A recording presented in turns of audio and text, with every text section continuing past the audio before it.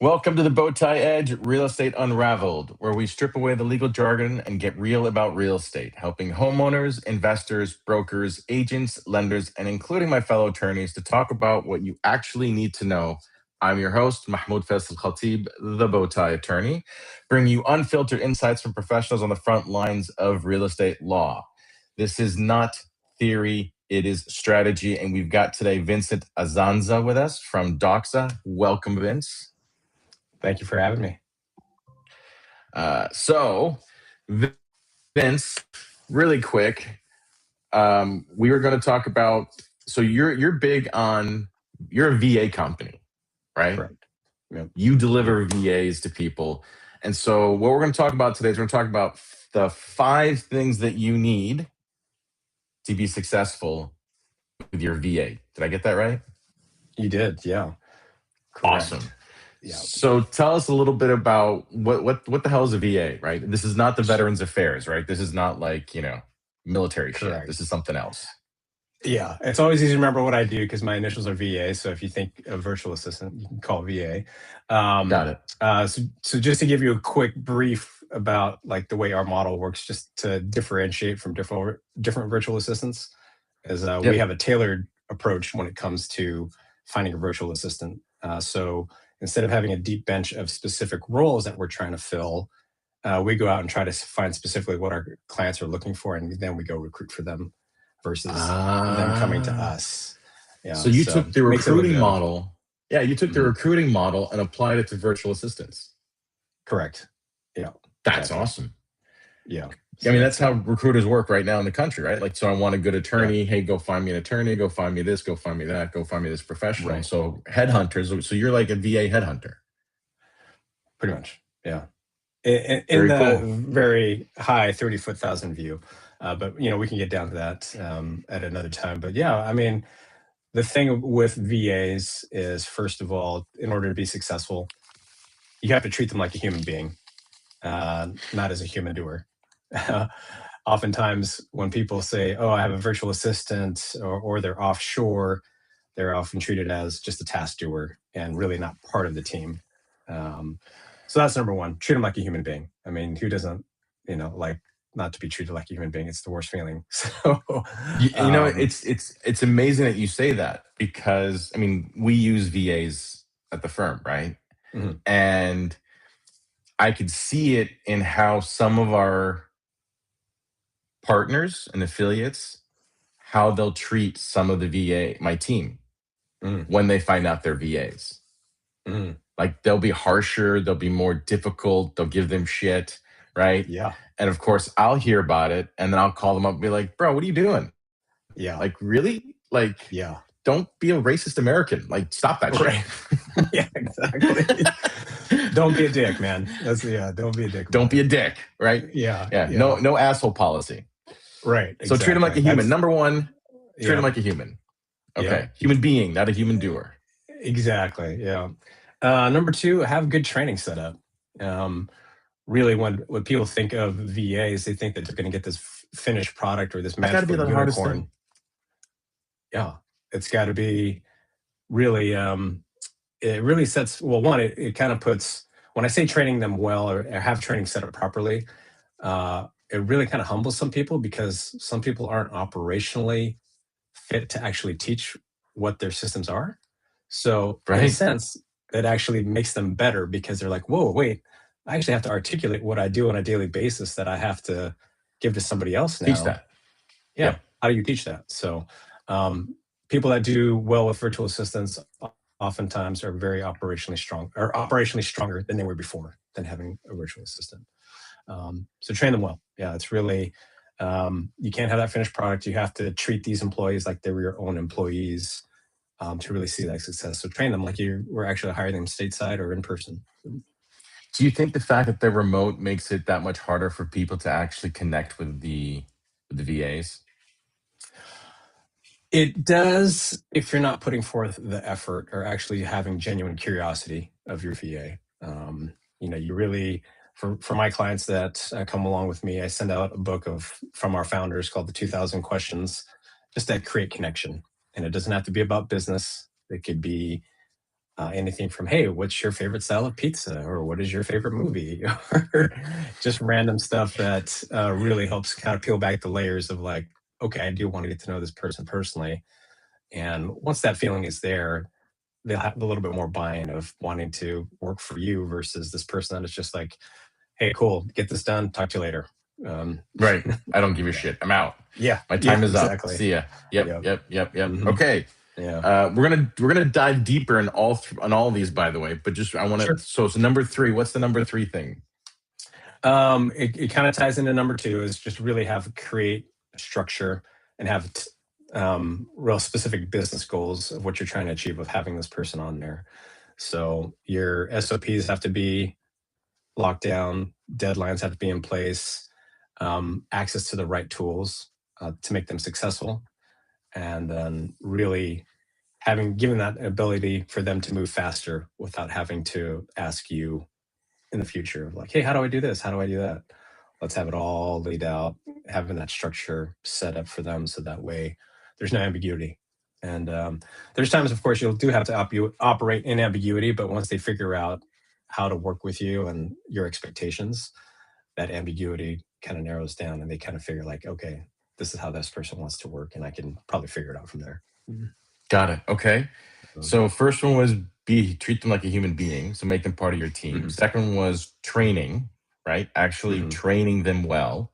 Third is really it's kind of like just have organizational structure and business goals and deadlines and Mhm. SOPs. So the infrastructure for Right. them to just kind of land into, right? So you Right. kind of building Correct. what do they expect and what do you Mhm. expect of them and how they interact with the team. Okay, I love it. Number 4. Yeah.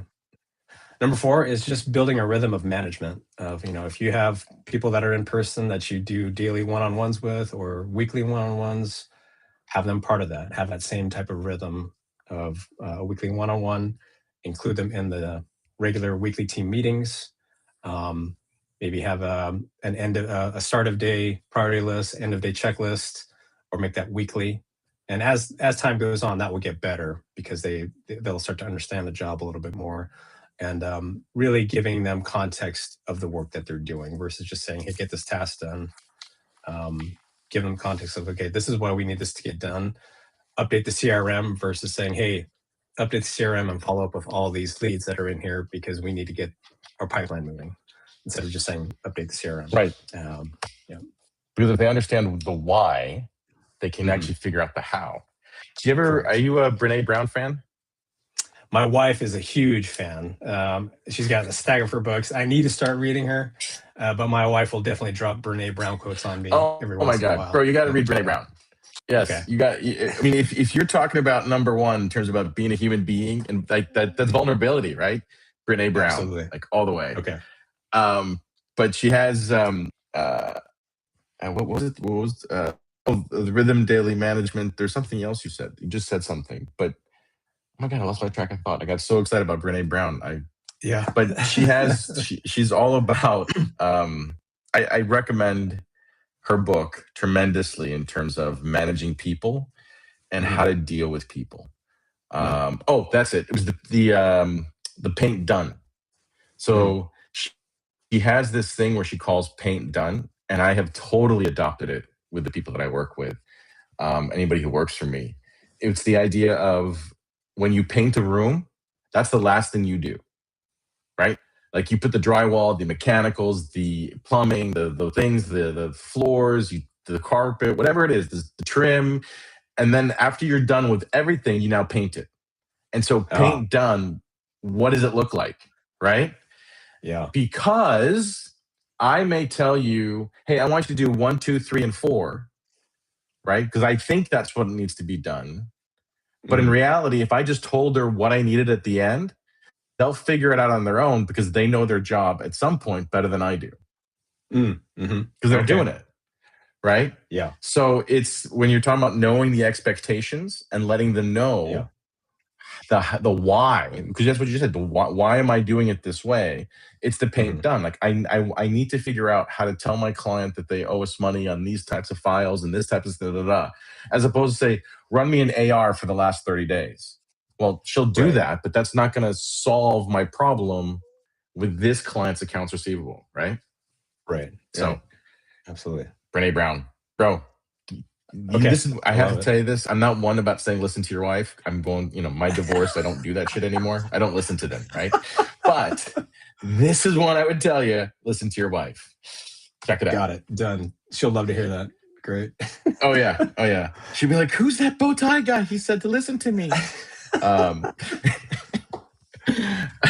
so great. the number 5 was knowing the why. The number 4 was part of that, build rhythm and management. But rhythm, and the why and the how, right? Yeah, Not just the how, but the why. Yeah, Yeah. Pink done. Love it. And the then number the 5th 5 one is culture. Really, it's one, not only ingratiating them into your culture, but before you even bring on a VA, you need to ask yourself, will my employees be okay with having someone offshore?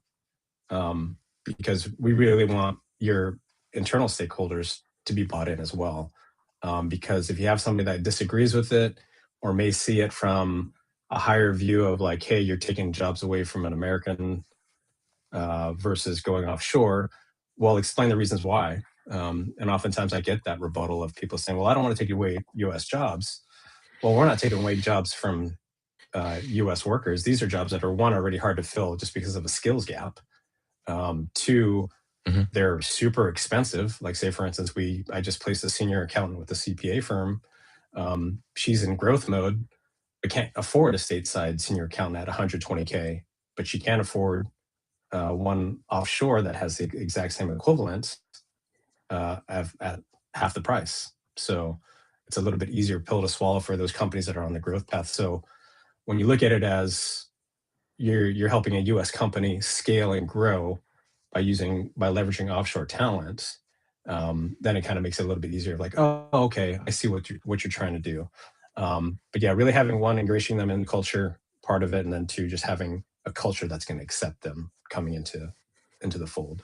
Because if you don't have 100% buy-in from your stakeholders, then one of them will probably let loose and do what some of your clients have done. sabotage. So just treat them like a dick. Sabotage. Yes, they will be setting landmines all over the infrastructure.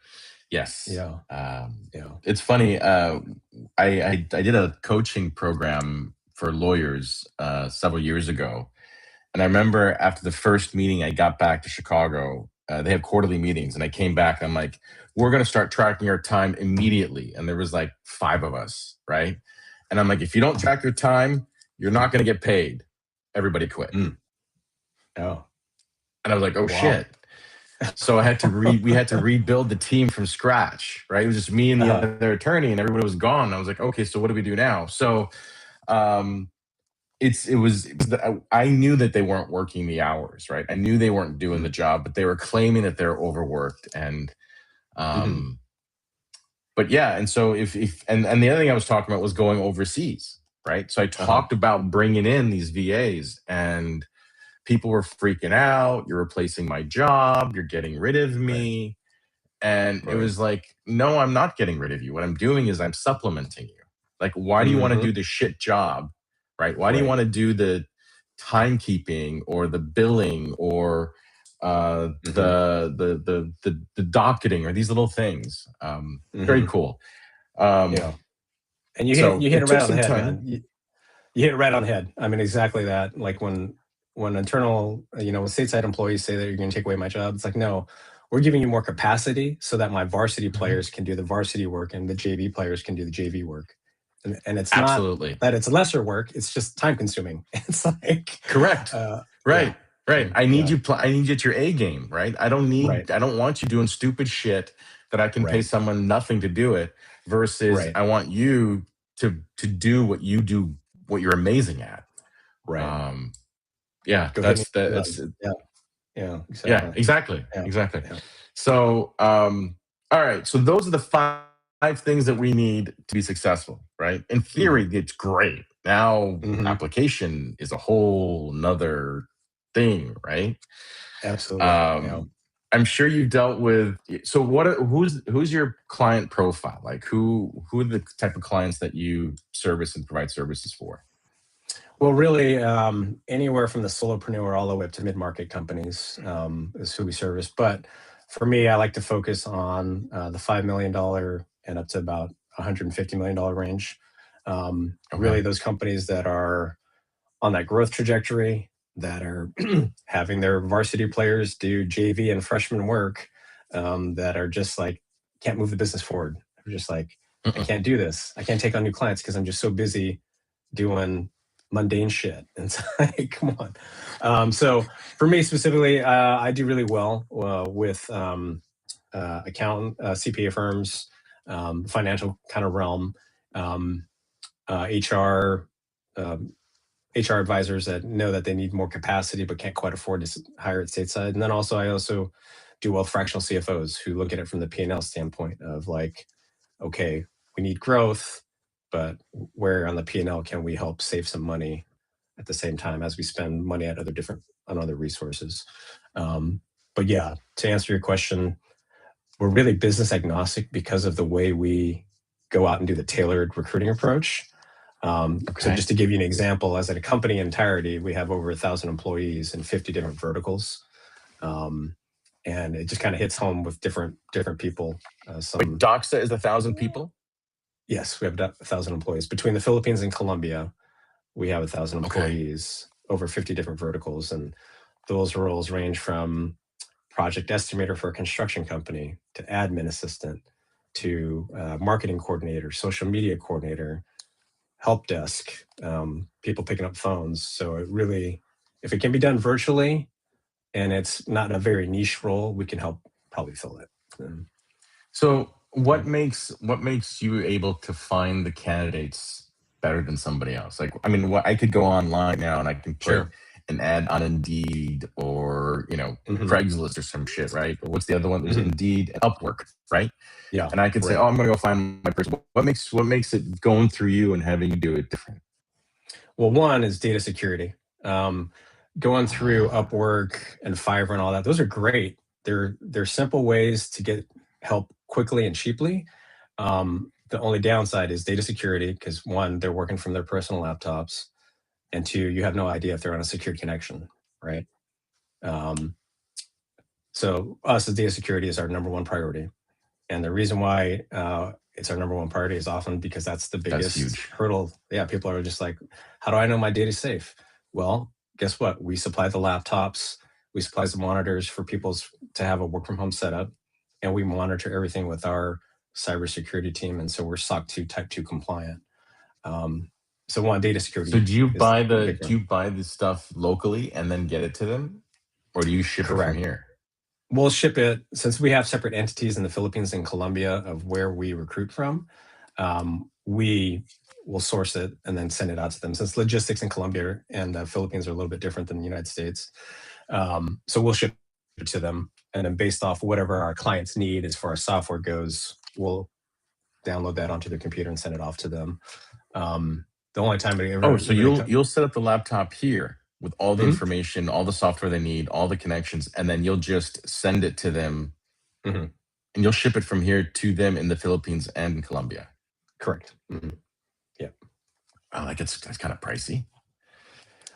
We would think so, but we want to make sure it's, It's worth it. data You want to make security sure is, that is yeah, secure.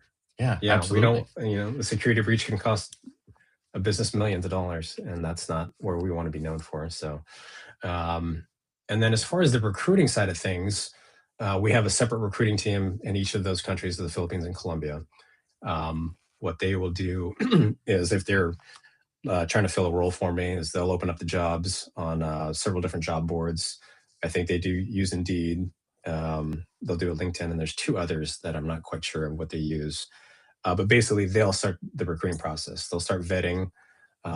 They'll sort through the resumes. Then they'll start interviewing, pre-screening, background checks. In the Philippines and Colombia, you can actually do fitness assessments of candidates.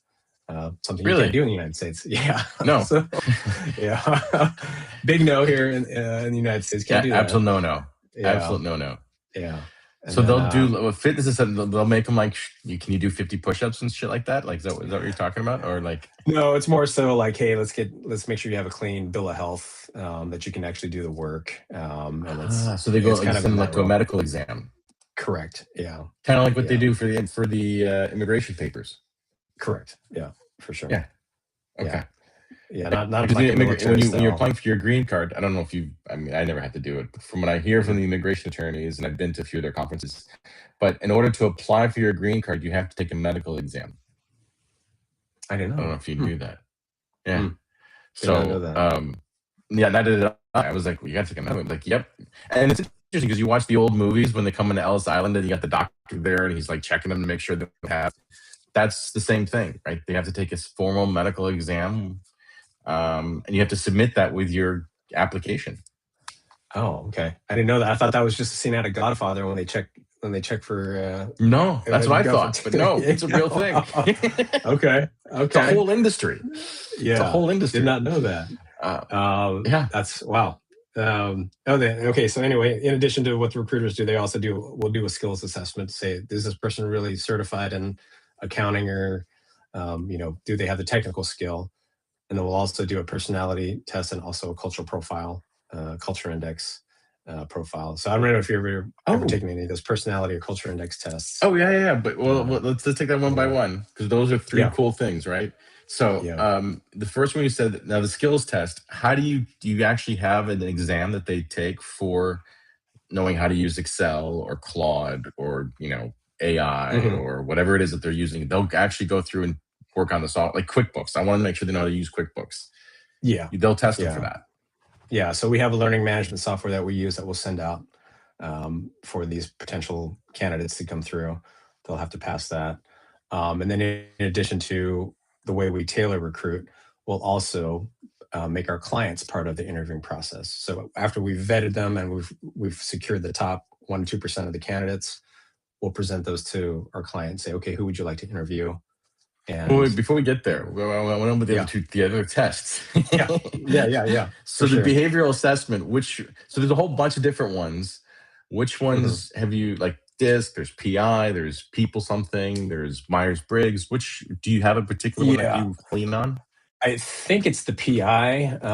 Okay. I had to take one before I became a franchisee just to make sure that I fit the culture. But I don't remember the specific name, but I remember mine was a predictive index.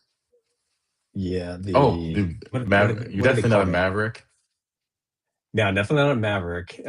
Captain. There's Maverick Captain. There's Processor. There's they had a whole bunch of them. And it's on my personal laptop, or else I'd pull up my profile. But yeah, we basically try to match that profile with who our clients are going to be working for, or like, does it fit the job description of what they're looking for? So some people analyze the job description. Specialist. Something like that. Yes. And we'll just come in and say, okay, here's the job description. Do you want somebody that's just simply going to follow the rules, or do they actually need somebody also to kind of think outside the box sometimes? And everyone's different. Every job description is different, and every personality is going to fit that a little differently. So yeah, we try to match up the profile, job description with their profile, just to make sure that is a good crossover. Very nice. Very nice. Okay.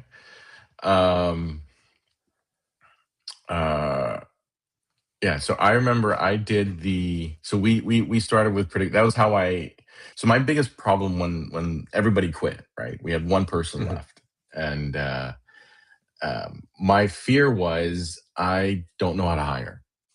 Like, every time I've hired people, it hasn't worked out. And so from the coaching seminar, these other law firms were like, oh, we use this thing called PI, predictive index. And I'm like, okay. And so I went out and I bought it. We bought it for the firm and just started using it. And it was funny because the first thing turned out I'm a Maverick.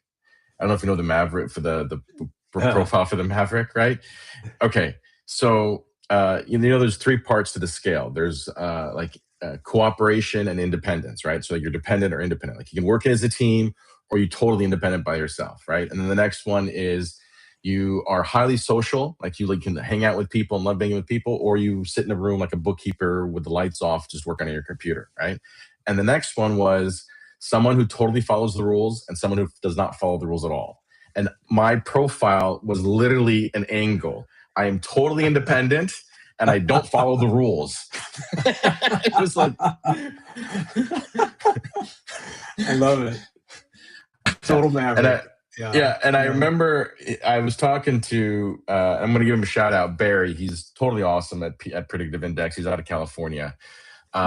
He was describing me, and I was on speaker, and my sister came from the other room and walked over and goes, "Who the hell is this guy? He fucking knows you to a T. He described me perfectly." So it was kind of funny. So yeah, fantastic. She got the sibling approval. Fantastic. I did. And the interesting part was the person who was left over. She was one of our paralegals. Her and I were always butting heads, like all the time. Like it was, we could. I mean, either we totally got along or we totally like oil and water. And it turns out she was also a maverick. And so the two of us, when we're together, it's great, but when we're on opposites, it's nuclear. So it was like, and then understanding, which I loved about, and this has become a pitch for Predictive Index, but what I loved about the Predictive Index was it talked about not only what your behavioral profile is, but also how have you adapted yourself. I don't know if you're familiar with that part, but like essentially it's the last 90 days. What have you changed in your personality and how you operate within the organization differently than what your normal traits are? So like, I don't follow I'm not a rule follower, right? So I would be terrible in bookkeeping. Like that's the worst fucking job to give me, right? And so it turned out that she was doing like court docketing, which is highly precise and highly specific, right? Yeah. And so she is literally bending upside down to do this job and was totally miserable. Yeah. So yeah, the fact that you're using PI is a huge plus, by the way. And so I love it. Great job. Okay. Now, the other one I want to know about is the culture. How do you test for culture? Well, really, it's one of the things we want to make sure too, because obviously you're dealing with somebody offshore and they're dealing with somebody, in the United States. So being able to understand, me growing up in a Filipino American household, I definitely understand the pecking order. Like it's all about hierarchy. Like you better do what I say, or you're going to get whooped for it. Right. Respect your elders has a totally different meaning in the overseas, right? Yeah, I'm Palestinian. I get it. Yeah, you got it, man. I've had that belt. All my dad had to do was just to grab the belt. That's all he had to do. Once he grabbed that belt, I'd shut up. I was like, I'm gonna get my ass whooped. Yeah. Okay. Yeah, exactly. Lift up the shirt and see it. You're like, oh, I'm good. All right. Come on back in line. That's not a Glock. That's his belt. And if it's my mother, it's a cooking spoon. It's a wooden cooking spoon. Oh my God, yes. Or the we call it the shahata, the slipper. Did she do the slipper?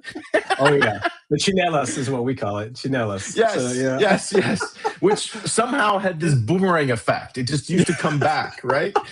So yeah, pretty lethal with that thing. So absolutely. Have you ever seen there's an Instagram, these comedians, and they're all like, there's like the African man, the Filipino, the Arab, the Indian, the Hispanic, and they're all talking about like they're like tough guy, and they're one white guy, and the white guy's like, your mom, forget your mom, don't listen to what she says, and all of a sudden all the brown people are just like, and then the moms show up, right? And they're all holding their slippers, and they're all like, it's like Power Rangers thing. It's hilarious. I'll find it, man. It's so true. They go through training for that. So they really do. Back to culture, the pecking order you were saying, respect the elders. Okay. Yeah. And so are you trying to get the third world to understand here or here to understand there? Like, how do you? Both of it. Just because initially it'll be, on the American side of things, you're taught to be loud and taught to like raise your hand and like question the authority.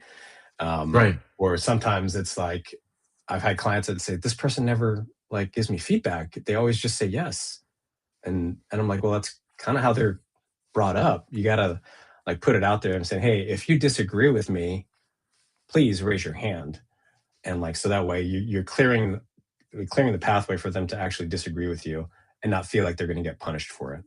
And so that making sure that is actually set out in the open, just like I told you, like, hey, it's okay to disagree with me, even though I'm Right. technically your boss or the Correct. client. It's okay to do Yes. that because that's what I've hired you for. You need to be in my second set of eyes, and maybe you have a different take that I haven't even thought of. And Right. so Right. it's not seen as disrespect. So really being able to see both sides of it, and really now too, man. I mean, just talking about the mothers, it's like my mom just stayed with us this last night because I had an event, and she watched our kids. And I spent all day cleaning the house before she got there because I didn't want any judgment as soon as she walked in of like, oh my gosh, the dishes aren't Right. done. As she's walking by the table, she's yeah. just running her finger to see if there's any dust. She's like, yeah, not so much. But having to coach my daughters on like how to talk to their Lola, and it's so different. And so Yes, it is. yeah, It is. man. You know, it's funny. Yeah. So we hold these events where we'll do like continuing education for brokers and attorneys and stuff, and we'll do like teaching things, right? And so we'll bring people, and then we'll bring dinner. We'll bring food for people to eat. And Vera, who you've spoken to, always makes fun of me because I'm like, order more food. She's like, you only have 15 people coming. I'm like, listen, I cannot run out of food. That is like the shameful. I'd rather give food away than be like, there's no more food left. Yeah. There is one way you lose your brown card. It's by not having enough food. So Absolutely. Absolutely. You lose the brown card. Totally. Yeah. Oh man, no, I'm with you, man. Yeah, 15 people, you order for 50. Yeah. Oh, yeah. Absolutely. That's going to be our hook right now. They're going to be like, how not to lose your brown card, right? I love it. All right. So it's, and you mentioned the culture piece, and it really, when dealing with our team, I had that same situation, right? Like they wouldn't say anything. And I'm like, I need you to talk to me. Like, I need you to tell me, like, I'm bringing you on. Yes, you're not a licensed attorney in the United States, but I'm treating you and respecting you that you are an attorney in the country that you're in. Right. So I'm presuming you have certain skills based on the fact that you're already a practicing attorney somewhere. So bring that expertise in. And it's amazing. You're that number one, right? Treat people like human beings, make them part of your team. So I think that's a very important piece. And then getting the culture mixes together. And but yeah, most of like our team, almost everybody is out of Latin America. So we have Nicaragua, Honduras, Colombia, Nice. nobody in El Salvador, Nicaragua, Honduras, and Colombia. And then we have in the Canary Islands, we have someone, and then one in South Africa, and then one in Bali. Yeah. I tried the Philippines, and unfortunately, the language barrier for us, I just found it was a struggle. And too much. Yeah. Not for me and not for my team, for my clients. Yeah, customer facing. Sure. Yeah. Unfortunately, we're in a racist society. They were more comfortable with hearing, like we have one in India too. So when my Indian paralegal speaks to the client, they respond differently than when the one from Nicaragua speaks to the client. Right? Interesting. Yeah. And it's unfortunate because the one in India is an attorney and the one in Nicaragua is a administrative assistant. Right. But crazy. Yeah. Racism is real. Yeah. No, for sure, man. And that's that's one of the things I always ask too if someone's looking to do business or looking for help is like, do you need this person client facing? Because if you do, then okay, that's a different conversation. And then when we recruit, we're also doing an English proficiency test and also an English speaking test. And we only rate on the top 2 tiers or higher on the top 2 tiers. But even at that, when we include our clients into the interview process. What's neutral accent for me is going to be way different than you. But you and I are both brown, so we got a little bit better decoding than Totally. somebody else. So it can be completely Did you different. have So, do you go to the restaurants with your mom and the waitress is like, what? yeah. And your mom's Yeah. like, water. She wants water. Oh, totally. Oh god. Yeah, I got to translate everything. So I've always like it's funny, man. So still to this day, when we go to restaurants, my mom just tells me what she wants, and I just convey it. Like, it's just don't easier. even try. Yeah. Yeah. It's and it's sad, but it's just like you know, yeah. And they wonder why we have internalized depression. No idea. Why are you internally oppressed? What are you talking about? I just see you as a normal kid from Chicago. What are you talking about? The normal kid from Seattle. Yeah. God, yeah. You have no idea. Exactly. No, none. And as a Muslim, eating pork, right? Like my horror is walking up to a buffet. Oh, yeah. Because I have no idea what's in there. Like, at least if I have a menu, I can read they put bacon, right? But like looking at the buffet table, I have no idea. And if I go to a potluck, forget it. I'm like eating celery and drinking a pop because I have no idea what these people cook their food with. Yeah. It's interesting. And it's hard to translate that to people who haven't experienced it. Right. Absolutely, man. Yeah. So, all right. I love it. So now you've recruited the person, you've gotten a bunch of candidates, you introduce them to the client is interviewing them. How does the client know who to pick? Well, first of all, we go by just chemistry first. You got to feel that chemistry. Like you and I obviously have chemistry online. A lot of people say, oh, you can't replicate chemistry online. Well, you can. It's really there. Yeah, you can. You just got to put forth the effort to it and have the curiosity for it. And then really it comes down to their gut feeling. I said, hey, you had great interviews with these candidates. Who do you feel? They're like, well, on paper, they look really good, but this person I really liked a little bit more just because how they presented themselves. I'm like, great. What does your gut tell you? Go with that one then. And it's really, there's really no secret formula, I would say, of like, this is the one you should choose. It's like, man, go with your gut. Because how many times has your gut been wrong? Really? It's well, in my history of hiring people, every time. Yeah. But they got to know you're the maverick, bro. They got to know. That's right. I'm looking for mavericks. I got to stop looking for people like me.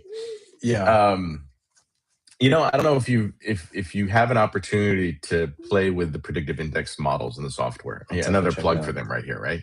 Yeah. But you can actually one of the things that I did was I had my entire team, everybody who was left, that there's 3 or 4 of us left, and then anybody who new came in, and I made an analysis of how we all fit on the diagram. Because there's like quadrants, right? And so what I would really want to do is we wanted to build SOPs and structure and organization and everything else. And it turned out nobody we had was in that quadrant.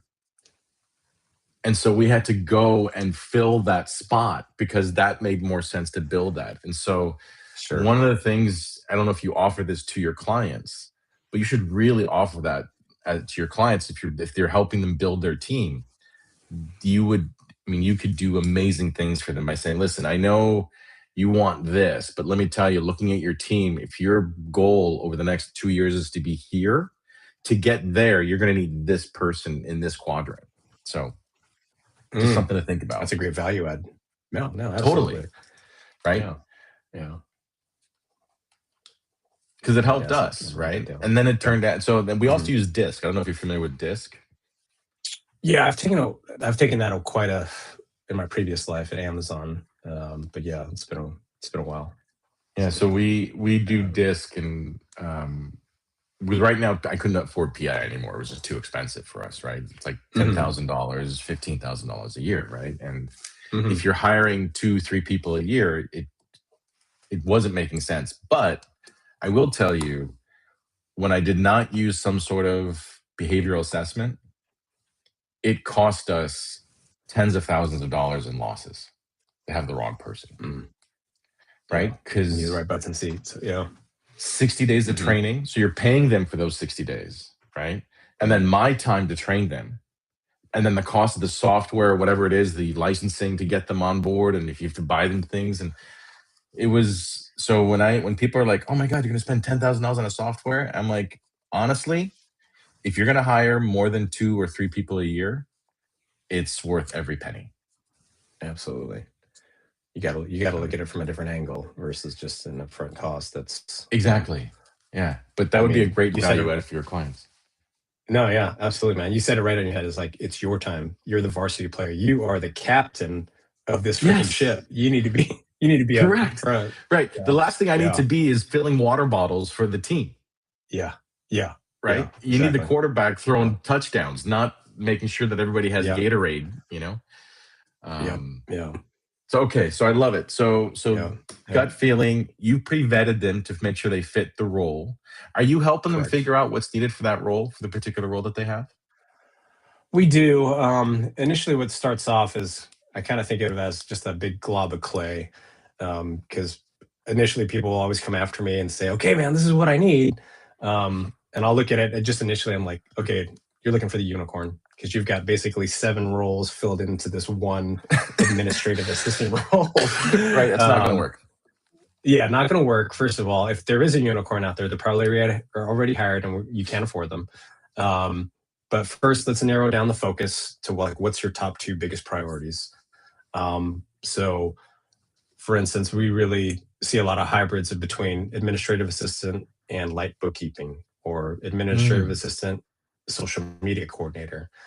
Kind of like the 2 roles that they can play because people are like, well, I don't have enough hours because to back up, we only hire full-time employees, because oh, what we find when we were going fractional is people were leaving a lot. There was a high turnover rate because people were like, of "Well, I really course. want more stability, so I I'm need a looking for the full-time full-time job. gig."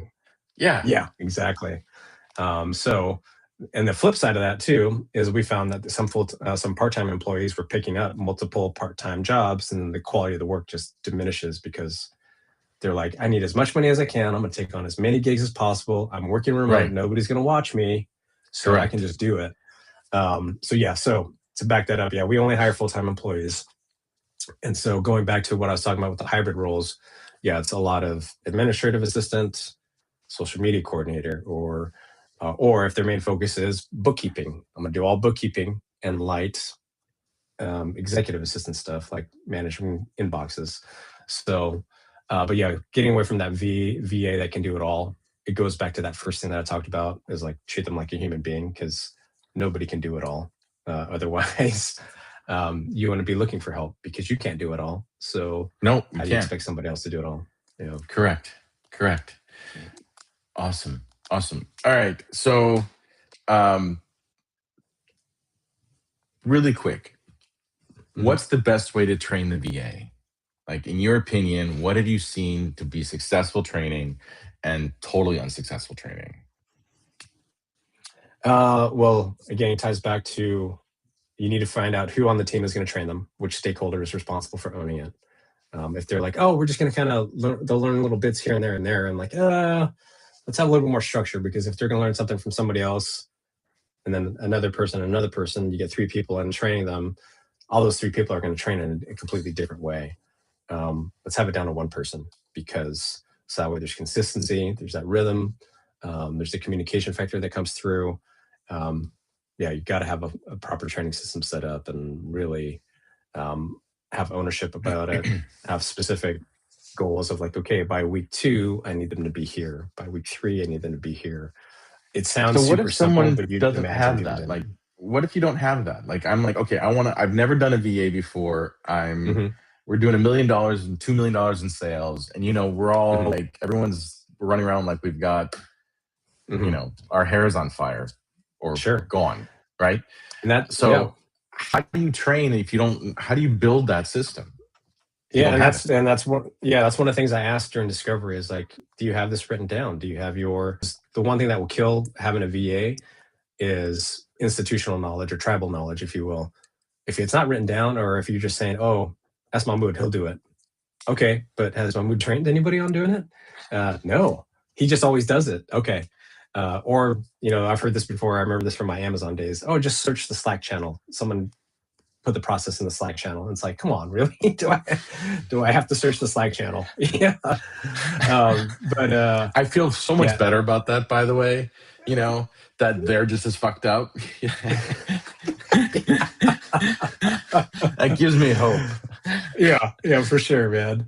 But at least you know, got to have that structure set up. And if you don't, sometimes I'll say, hey, maybe we're not the right fit for you at this time. Because if you don't have those systems in place, I'll be like, I don't want this to be a failure for you, because this is where we see it fail, is if you just think, you know, if you can just, if you have chaos internally, how can you bring order to that if you can't even teach it properly?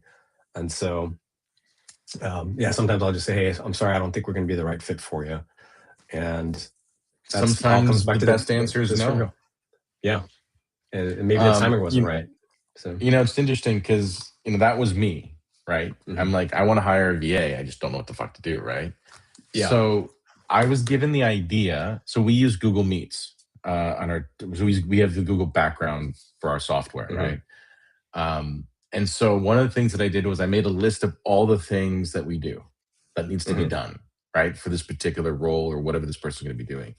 And then I just sat on the video, we recorded it, and I would just talk about each subject, each thing, and how to do each task, whatever it was. And then I made the VA, as part of their training, write my SOP manual. Oh, nice. Nice. Now, it wasn't Yeah. perfect, Mhm. but the second person I hired after them, so after spending 30 or 60 days training them, I'd hire the next person. Well, the person I just trained would train the next person, and then they would clean up the SOP. And it just Nice. kept Yeah. constantly cleaning up the SOPs and the videos and stuff. Getting So, refined. Yeah. That's great. yeah. Yeah. So that was one way of doing it. Oh, Yeah. great. I can't method. tell you that Yeah. I've got perfect SOPs, but, you know. And nobody does, man. And just as long Yeah. as it's, you know, as long as it's not bogging down your time and, you know, it's not affecting your client experience, cool. All right. But, you know, no one does, man. It's not a, you know, you're not alone, man. I feel so much better. Thank you. Yeah. Yeah. That Tighten up the bow tie, man. You're good. Yeah, that Yeah. brown perfection mentality is in my head. Yeah, you know? exactly. Yeah. Yeah. I'm not reaching for the belt, brother. You're good. Yeah, You're thank you. All right, so we got the training down, making sure the training is important, dedicating the time, making somebody in charge of it, right? Mhm. And kind of organizing it so that way it's being delivered to the person, right? Exactly. Now you're talking about the tools. Yeah, so this sounded more like the factory, right? This next number 3, which was the structure, the business goals for the person. Can you talk a little bit more about that? Yeah. When people are looking at VAs, I really want them to think of, how can I measure my ROI on this? So, for example, with my accounting firm that I was working with, she was stuck with basically 3 big clients. And she's like, my revenue's here. I have the potential to go here, but I can't because I just don't have the capacity to get there.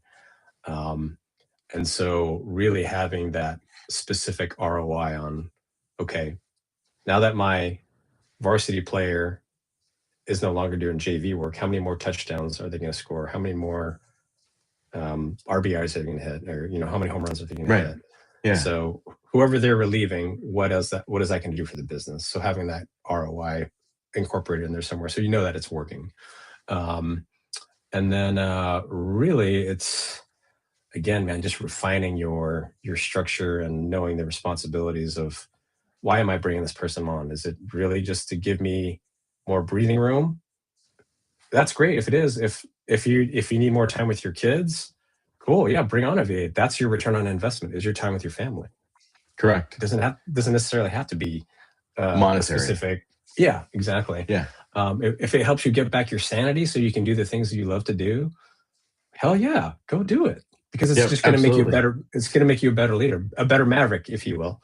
A better maverick. You know? Better maverick. Yeah. Totally. Yeah. Totally. That's what I tell everybody. I'm like, listen, I'm not the detailed guy. That's what Uh-huh. you're for. Your job is to make my life easier. No, I'm not here to Yeah. make your life easier. Just let's make sure we're Right. clear on this. Because I Right. remember that Yeah. early on in my career, I'd had people be like, "This is so hard." I'm like, "Okay, well, how can I cater to the employee?" Right. Um, what I found is interesting is overseas VAs. I feel like that they're more grateful and less entitled, Mhm.